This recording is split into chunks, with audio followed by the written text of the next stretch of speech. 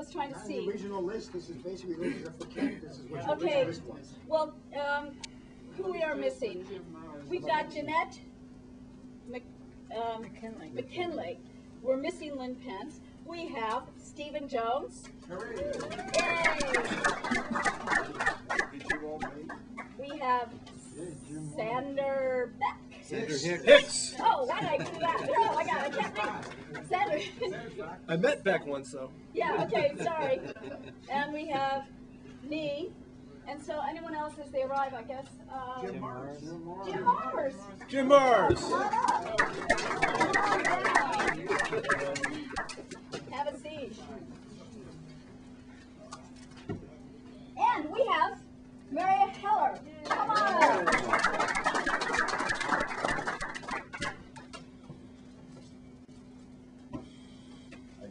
All these handsome men, oh my God. So, let the fun begin. So, should we start at this end, and you can say a little bit about yourself, why you're involved in this conference, or anything you want to say about the conference. And we do not have a microphone up here. Wait, oh wait, if you can we shut this microphone down for those who are really interested in media? Okay, can this move? Can this move? I don't know how far this can move. We're talking about, yay, we did it. So this is quite informal. Okay, I don't know what I'm supposed to say. A lot of you probably already know who I am. I'm Meria Heller. I'm the producer and host of the Meria Heller Show, which is now called the Meria Show, because I'm thinking of losing the Heller totally. My show just moved into a new format, new website. Everything is MP3, all downloadable, free for everybody to just go in and let everybody know the truth. I got involved in 9/11 because anybody with a brain and two eyes in their head knew that what we were seeing that day was a psyop, knew that our government was guilty of treason, should know by now that Bush and Cheney should be impeached at the very least, and it was a great way to meet all these good-looking guys.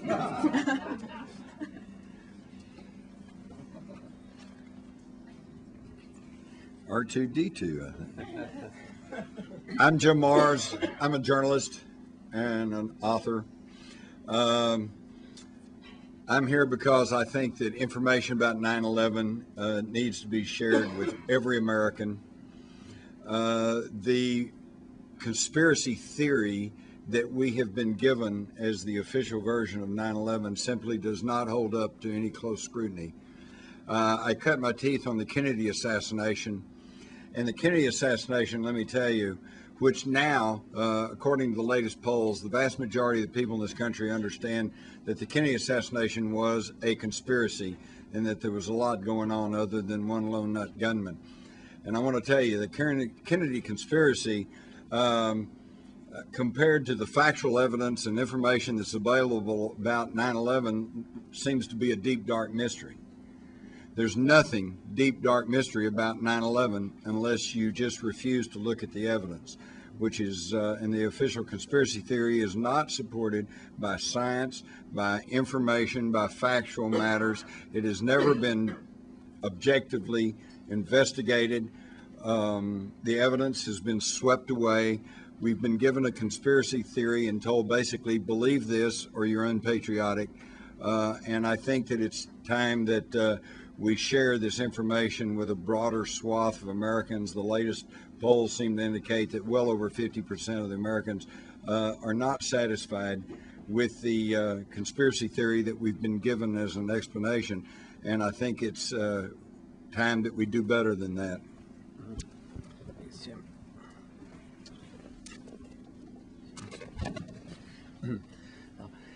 My name is Stephen Jones. I'm a physicist, a retired professor now. Just last month I retired very recently, so that I could speak out actually more about 9/11 and continue to conduct this research. And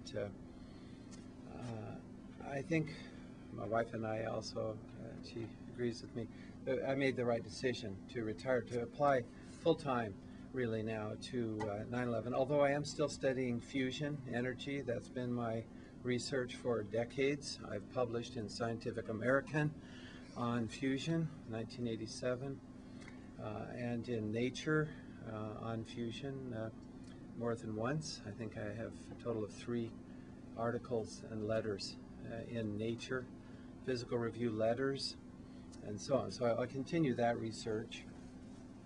But the 9/11 research has driven me now for about 2 years.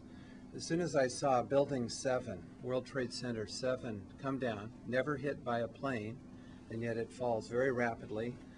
Very quickly I pulled out my stopwatch and I timed it, you know, to see how fast it fell. It falls symmetrically. And in 6.5 seconds, plus minus 0.2, I had students check that. The free fall time I calculated for an object falling off the roof is 6.0 seconds, so it's just over free fall.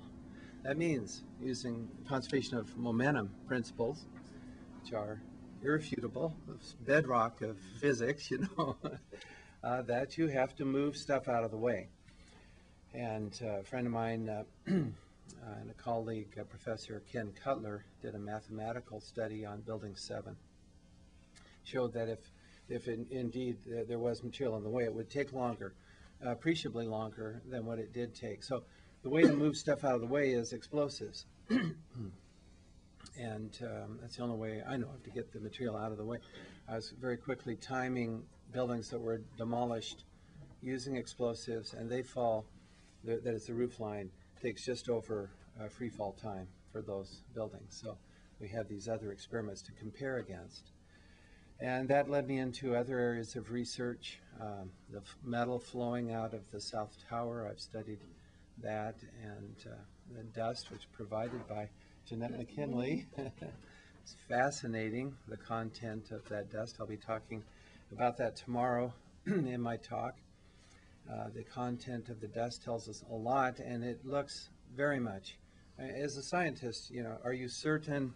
It doesn't usually come into a scientist's vocabulary, but the evidence is overwhelming for the use of explosives, incendiaries, man-made and planted cutter charges in Building 7 and the towers. This is a sad thing for my country. As I've explained this to colleagues and explained to them the day, if I can get them to read my paper, you know, then they say, oh, you know, there is a scientific basis. You're not just speculating. No, I'm not. This is, you know, the best evidence I've worked in continues to build in support of this theory of controlled, intentional demolition of these buildings starting with Building 7. And anyway, as I explain this to colleagues, they say, well, I'm glad to see your research coming together as they read my paper and hear my evidence that I and others have put together. They say, but it's sad for our country. And I agree, it is. But there's something we can do about it. It'll be sadder still if we don't stand up for the truth and stop the progress of these 9/11 wars that have been based on this fabrication. And that's what I'm determined to do, to get to the bottom of this and to bring about peace, if we can, to stop the war against Iran, which looks, surely you've noticed, we're being prepared to support an attack against Iran. It should be devastating not only to those people, but also to our country. The repercussions are too much to contemplate. We need to do more, obviously, pulling together these data, but also convincing people to wake up and say, wait, why are we killing people in the Middle East? Why? Can we stop this path of death and violence? We have to turn around and instead look for justice for the perpetrators, and then peace in the Middle East, and stop this, what's happening, and turn it around to peace. That's all I have to say. Hi, I'm Jeanette McKinley, and I'm really here more for emotional reasons than anything else, emotional and psychological. I was living directly across the street from the World Trade Center on 9/11, and I literally became part of the cloud when the towers collapsed. It burst into my apartment, and we were covered with dust. And so I really needed, in order to recover, part of my recovery was really trying to understand who the terrorists were. And Jesus, I thought I turned this off. Anyway, I think I did. That wasn't me. That was you. Mine is off. Anyway, I got involved because I needed to get involved and understand. I really didn't even understand who the terrorists were. So after staying in a hotel for 5 weeks, I decided to move back to the West Coast, and I joined the Commonwealth Club. I started going to lectures, try to find out what it was that was happening. It had happened to me. My life has never been the same. I was really traumatized. I'm still traumatized, so I'm coming from a very emotional place here. And at the Commonwealth Club presented the commissioners when the 9/11 Commission report was released. And prior to that, I still believed that the commission was going to explain everything, and all the pieces were going to fit into place. And so when I saw the commissioners, it was the commissioners themselves that convinced me of the cover-up, because then they just angered me. The anger I had at the commissioners when the commission report was released is really what brought me here. And right after 9/11, I wanted to join the Army. I wanted to fight for my country. And after the commission report was released, I wanted to fight for my country even more when I really started realizing what was really happening. And as I've followed the truth movement, I've seen that on every level, even with the official story, there's no accountability. It's like nobody's held accountable for anything anymore. And I really think this is an issue that can unite all of us, whether if you're part of the official story, where's Osama bin Laden? What is going on with that? There's not even accountability for the government story. And, the commissioner said as much. It's not our job to point fingers. Well, the American public really needs to know.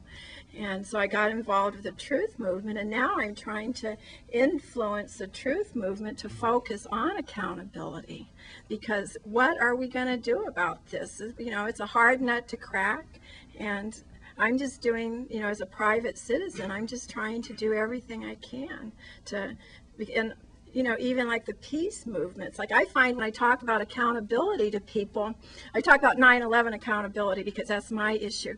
But everybody has accountability about everything. They go, well, the thing that, pisses me off is blah, blah, blah. And there's so much accountability issues that I'm hoping that accountability can bring everybody together. Like every issue, whether it's the peace movement or the impeachment movement, the accountability, that's what we've got to focus on and at least try to do something.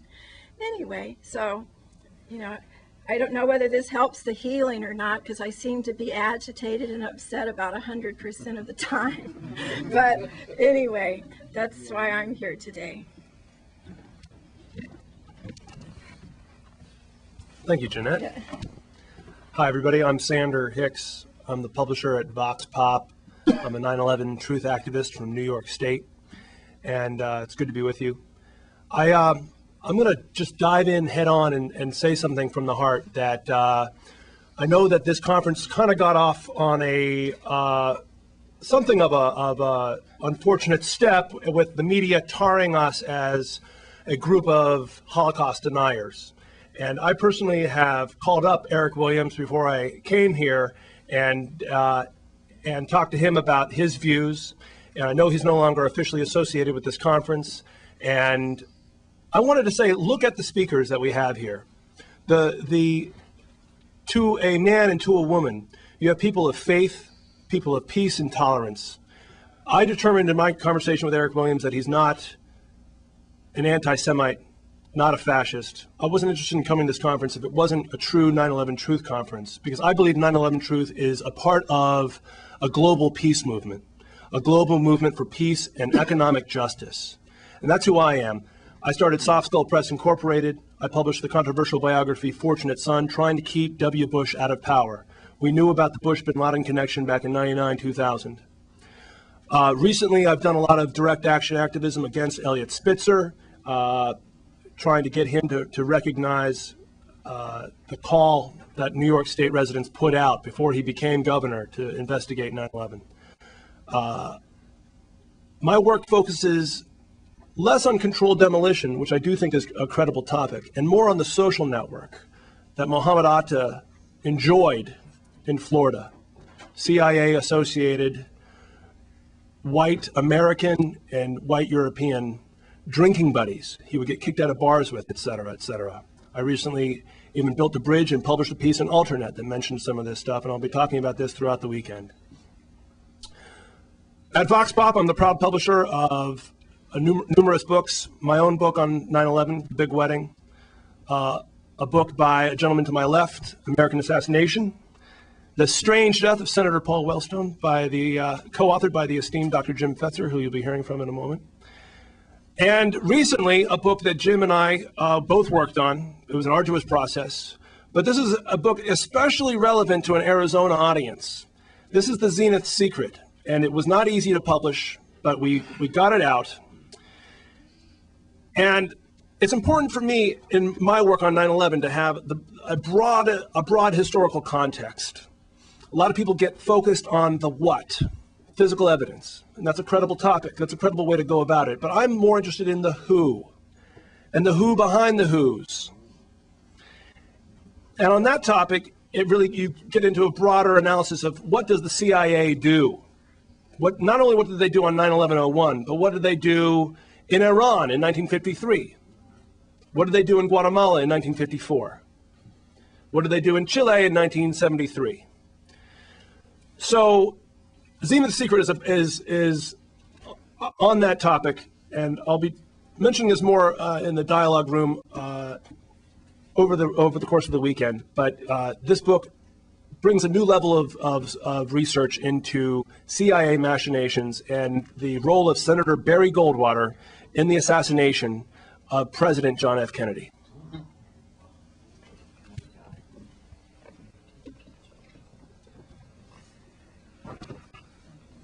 I'm still thinking about that one. Anyway, I'm Kent Knutson, and not the esteemed Jim Fetzer, who is over here. I am with 9/11 Truth of Arizona, and we are the ones putting on this conference. As you'll note over here, a project of 9/11 Truth of Arizona. Anyway, we came to the conclusion a while ago that all these conferences were about more and more evidence, more and more evidence. All the evidence points in the same direction, and we don't need more evidence, although we don't mind more evidence. But what we need is to do something with that evidence. We need to prosecute people, or we need to find out who did this.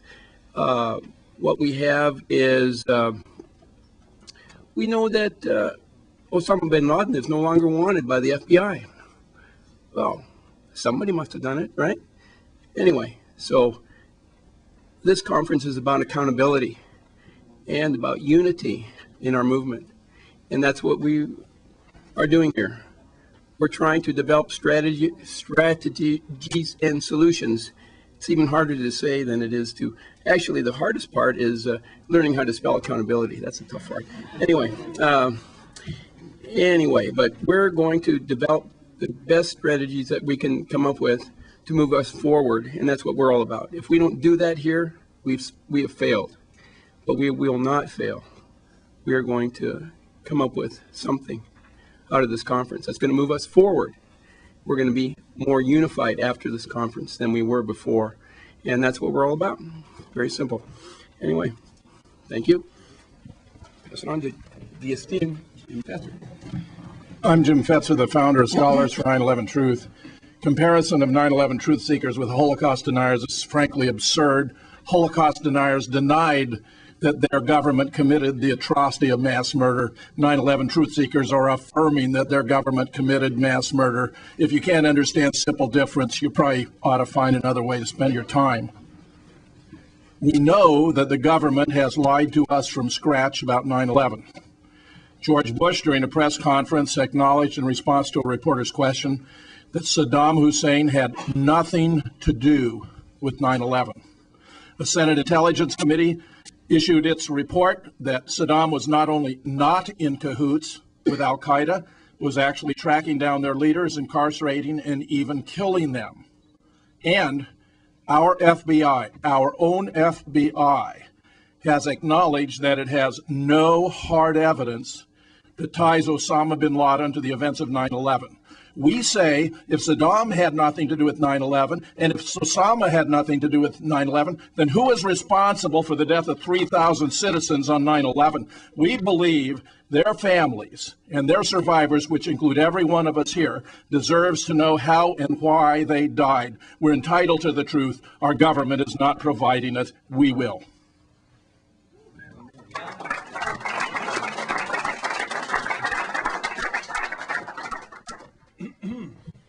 I guess we should probably take questions at this Yes. point.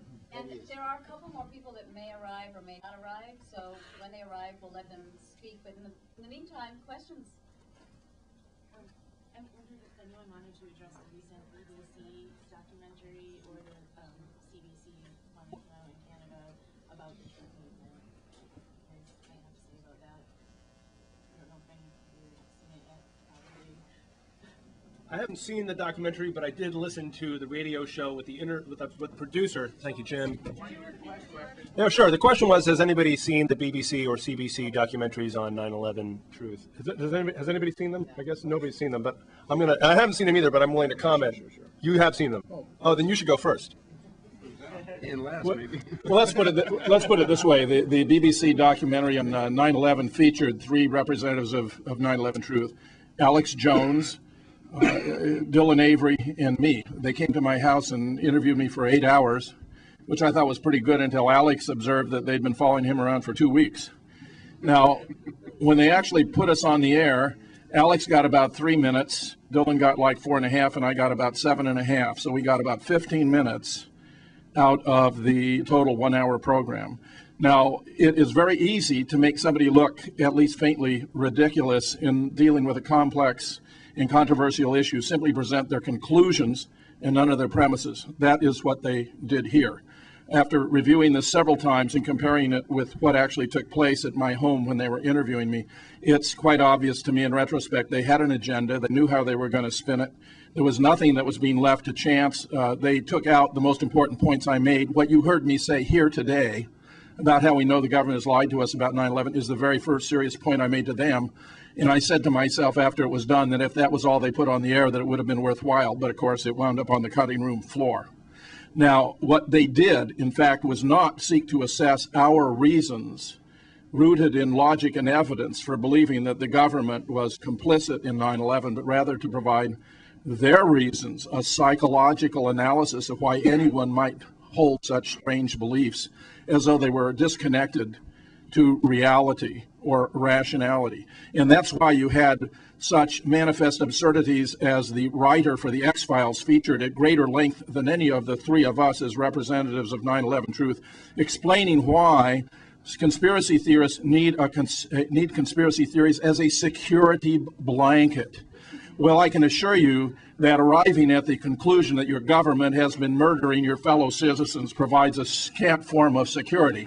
In fact, it's so completely ludicrous that I think it reflects the desperation, as in the case of these 9/11 Holocaust denial comparison of the government in seeking to thwart the advances we are making, where the public is becoming increasingly conscious that there's a serious issue here and there are real reasons to doubt what the government has told them, which in a general way should come as no surprise after the lies about tax cuts for the rich, about global warming, about the reasons to go to war, on and on and on.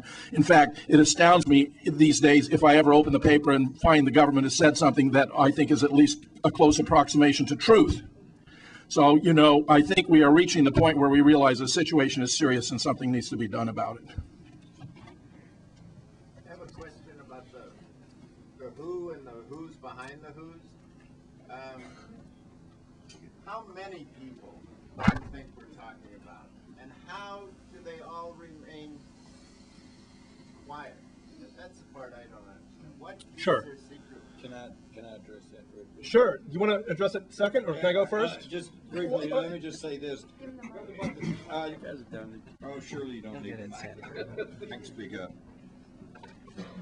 We're here talking about 9/11 accountability. And it's obvious that if these buildings were brought down by demolition, if the war game exercises played a part in neutralizing our air defense system, I mean, you're talking dozens, perhaps even hundreds of people. Now, how do you keep people like that quiet? Okay. We're also here talking about accountability. Who's going to be held accountable? Nobody's been held accountable, right? Nobody's been called on the carpet. Nobody got demoted. Nobody got fired.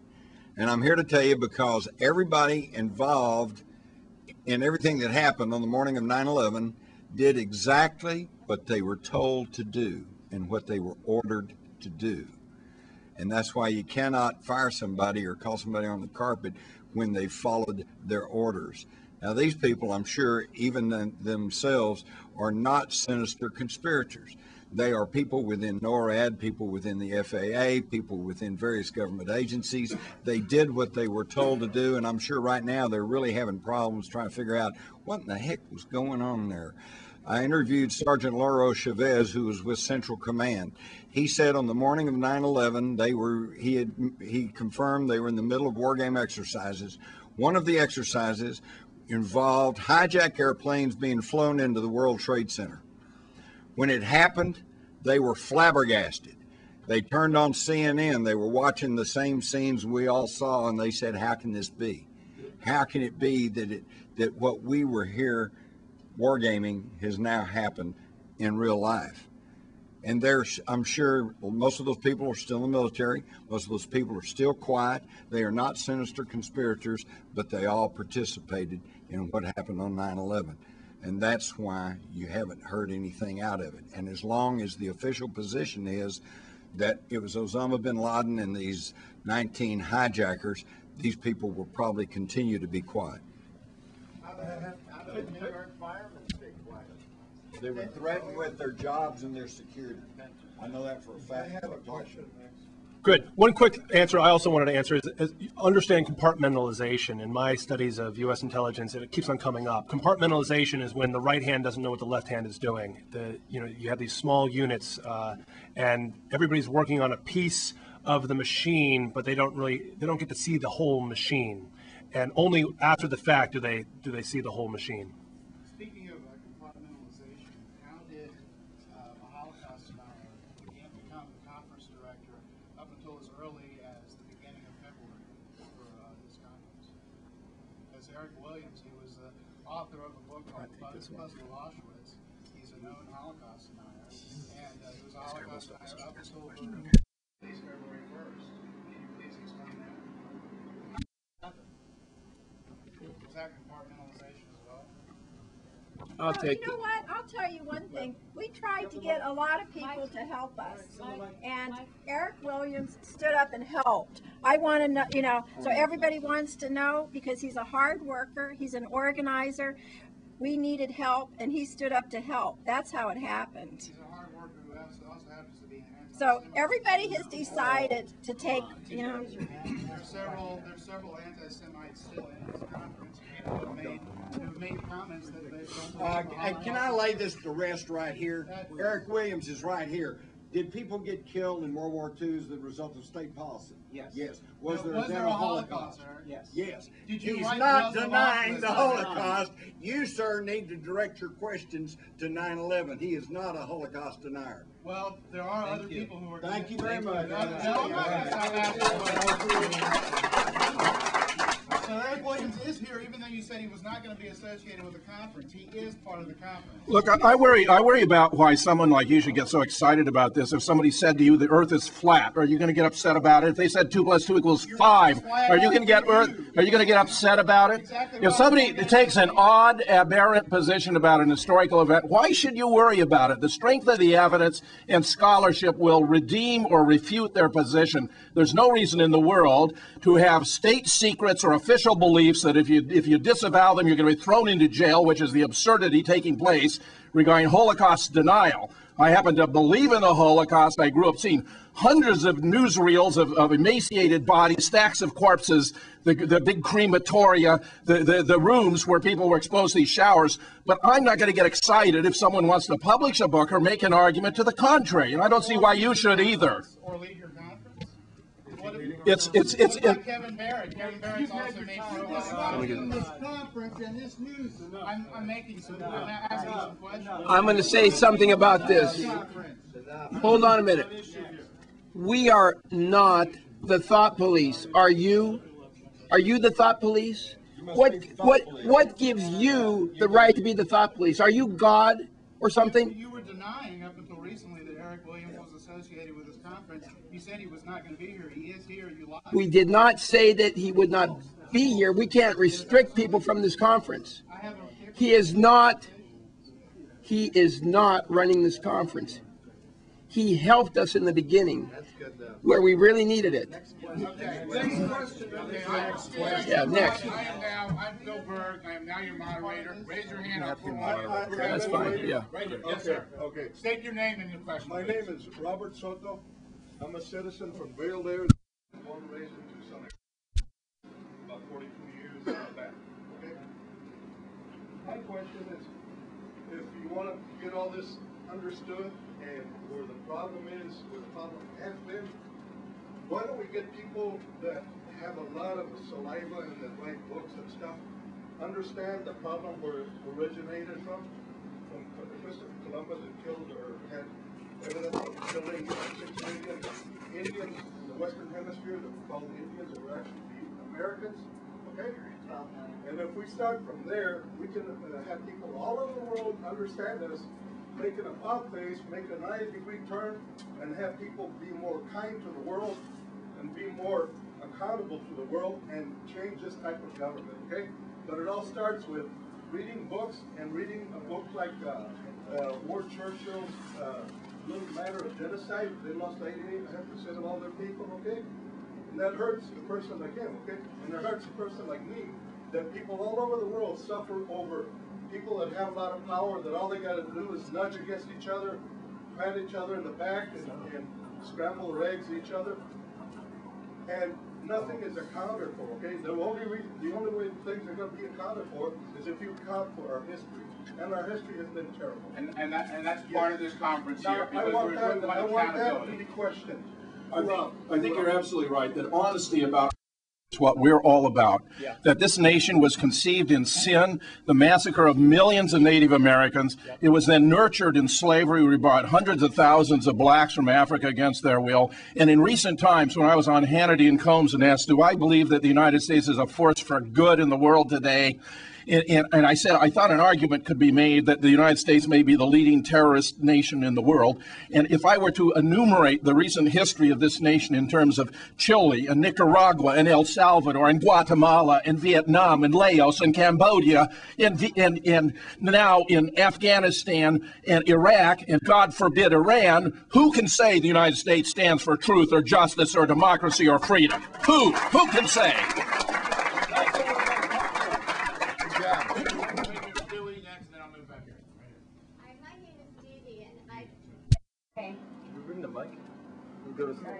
I make my voice louder. The accountability part, that's why I came from Texas, because I've seen all of the evidence and written about it many, many times. Can you just elaborate a little bit more on how you're going to, because everybody's frustrated. Yeah. We have craven cowards in Congress who won't do anything. But everybody's looking for how do we punch through. Yeah. Point out to the history. And you stop all this self-righteous crap. Do you want the, I want to respond to that. Anyway, we, as I explained before, it's always been about evidence, more evidence, and we don't need more evidence. It's about accountability. Now, there's a lot of different ways to hold people accountable. There's legal accountability, maybe in the political realm. There's through the media. We've got different possibilities, and we're trying to come up with the best of the whole universe. Everything you do has an opportunity cost, and we have, as any endeavor, we have resources that amount to, people, money, time. And if we are spending all our resources helter-skelter, or this way, that way, all over the place, we're not going to get it done. And this conference is about trying to be more focused and developing our, spending our resources in a more productive way. And this is a plan, developing a plan and moving forward. And I have been an advocate of trying to get this done within the next 2 years while these guys are still in office. And I really think we could do it if we get more focused. Very important. Anyway. Let me say something before I go on. I wrote something, I have it out here. I call this accountability equals responsibility. We, yes, all of the 9/11 movement individuals, have a responsibility to unite and move forward on the points that we agree on, and to put aside our disagreements. United, we can and will find the truth of 9/11. While divided, Bush Cheney continue to win. We cannot and will not allow that to continue. That's the position I want to put forth here at this conference. One last thing. They, Bush and his company, made it happen or let it happen. If they let it happen, then they made it happen, and they must be held responsible. If nothing else, they have covered it up. And remember, Nixon went down on cover up alone. That's my position. Yeah, please. Sure. Microphone. Stephen also wants to say something. I don't know how many of you are familiar with the work of Elizabeth de la Vega. She has a book out called The United States versus George Bush and Company. She makes the case as a 20-year federal prosecutor on exactly how to take them all down for the lies and buildup to the war in Iraq. You may think that's not connected, but I've been around since Kennedy was killed, and we still have to wait till 2032 for the evidence on that. If we can't take them down on 9/11, we sure as hell can take them down on the lies that took us into Iraq. And if that's what we have to concentrate on, so be it. As long as they go down, what's the difference?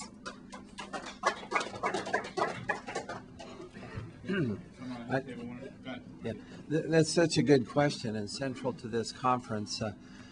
Obviously, a lot of us have thought about this, and I'd like to hear ideas from others too. But one of the central points that has emerged from the community in recent months is the idea of bringing the power back to local communities and states and individuals, as opposed to the federal government. So to me, this implies shopping where I can at local markets, supporting local farmers markets. This is something I can actually do, and I'm trying to do, as opposed to buying at the, shall I say, globalization corporation outlets. I don't know, you know what I mean, and I won't name them, but it's pretty obvious. So if we can bring back and support these local entities and support each other, and then my funds are, such as I have, are in a credit union as opposed to a local credit union, as opposed to one of these big banks. Again, I could name them, but this is something we can do. Now, if all of the truth, impeachment, and peace movements would say, look, we are going to bring the power back locally as a first step, as a means of protest. We're not going to shop at, we could name a few stores, globalization outlets. We're going to shop locally. If we would do that, it would make an impact, and we'd also get some media attention, I think. But we're saying, look, we can take these actions. So hopefully at this conference, we'll refine some of those ideas. But I just want to set that on the table, bringing back the power locally. And Carol is just a champion of this. I just want to say something for Peter Phillips, because he's not here. Right. And Peter Phillips and Project Censored and a number of other groups have launched a campaign. It's called We're Not Buying It. And from Tax Day to Earth Day, there's a national boycott called for, insisting on the impeachment of the Bush regime, as well as an end to the Iraq War. So it's happening. And Elizabeth Vega and Peter Phillips were speaking last night at a big impeachment event. There's a lot of movements coming together right now. John? I'll say one quick thing. A little bit more specifically, I've undertaken an activist direct open letter to the DA of Kings County, Charles Hines. I happened to meet him actually in person, and I was impressed with his prosecution of Linda Vecchio, a CIA mafia-connected FBI goon. And so I thought maybe there's a glimmer of hope here, even though this guy is a Democrat and he's very much entrenched in the Brooklyn political system. But what I said to him in my letter was, you know, from my recent research, here, I know this and this about Muhammad Atta. We know you have jurisdiction, you have legal jurisdiction because Muhammad Atta was in Brooklyn. We know this from the recent Able Danger hearings. So I kind of wanted to say, like, you know, I've got to find somebody in your office who wants to be the Robert Morgenthau of the Kings County District Attorney's Office. Now, Robert Morgenthau, as most people know, was the Manhattan, and still is the Manhattan DA who brought down the CIA bank, BCCI, when the Bank of England wouldn't, when the federal government wouldn't, when Robert Mueller, the Department of Justice, wouldn't, right? So there's a precedent there, and so I was trying to inspire them. Hasn't worked yet, but I appreciate 9/11 Blogger and 9/11 Truth supporting me in this, and we're trying to do a grassroots effort to get everybody to phone in and everybody to place a phone call to the Kings County DA and say, respond to this letter, do something about it. Yeah. Good, thank you. There's a phrase in the halls of Washington called actionable intelligence, and basically what it means is information that justifies. We have at our disposal indisputable evidence that there's criminal negligence, which is an actionable obstruction of justice, which is an actionable negligence. Why can't we start approaching lawyers, Bill, comment on those two items? Because those two can bring down this industry. They're good points. We'll take them in this weekend. Let's go. Questions. Right here, sir. Yeah, Mr. DeSoto said that this one needs to be heard. Raise my hands again. I'm looking around the room, and I'm the only person here. I'm the only person here. My name is Peter Flom. I'm with 9/11 Truth LA. I think I'm the only person here who's a Caucasian. That's important. Why is that important? Because you guys are missing an important element of the solution here and the causality behind 9/11. I just came back from Ethiopia. You noticed this. I went to India 2000, to West Africa, Mali 2003, and New Mexico 2003. And I'm sure Mr. Hicks knows exactly what I'm talking about. America doesn't exist anymore. The country's government, the media, has been taken over by a class group of people. Ties going back way back in time. Carlisle commissions, Skull and Bones, Bilderberg, CFR. The majority of there are 6.2 billion people in the world. America's 300 million. It's 4% of the world's population. Most of the world's population makes less than $3 a day. Just came back from Ethiopia, half that country makes $1 a day. India, which is where I'm from, makes less than 40% of the country makes less than $1 a day. You know nothing about what's going on in China, where 75% of your toys are made at Walmart. You know nothing about what's really going on in Mexico or India or West Africa. You're being spoon-fed Paris Hilton, Anna Marie Smith, Nicole Smith, Britney Spears, Tom Cruise, K-Fed, Madonna, Oprah, all this stuff. You have an entertainment media that's just keeping you distracted and unaware of what's really going on globally. The majority of the world's population has become a slave labor circle, subsidizing the consumer lifestyle that Americans and Western Europeans do. And that's what they want to hide.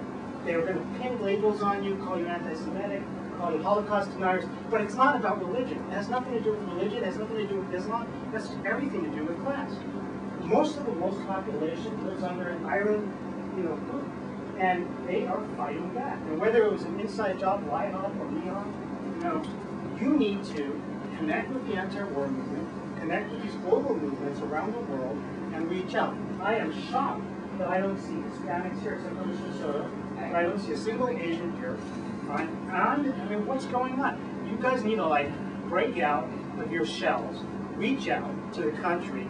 You have an unprecedented opportunity because of the November elections and because of the obvious hypocrisy of the administration. People, you know, this is your V for Vendetta moment, your battle moment, where you can communicate with the rest of the country, bridge 9/11 with Iraq, show them the inevitability of the police state that they're trying to create, the martial law, state of emergency. So my request to you, Mr. Berg, I'm an attorney also, is to work with Cindy Sheehan, work with Lieutenant Watada, work with ANSWER, ICUJP, the Green Party, get a class action suit going, a RICO action like the one you have, bring it against the administration, and get the media to focus on it. And if you have to take over CNN in New York City, coordinate that. And my last request is, please, take it to the next level. The anti-war movement, the World Social Forum has been shifted to a localized level. There are multiple local forums happening in the United States this year and next year. Atlanta will be the first U.S. Social Forum. Los Angeles is having one in January 2007. Here's my wrap-up comment. We are pushing now for a coordinated shutdown nationwide in March of next year of the U.S. freeway system. Concentrated protests taken to the freeways and highways to shut down the economy.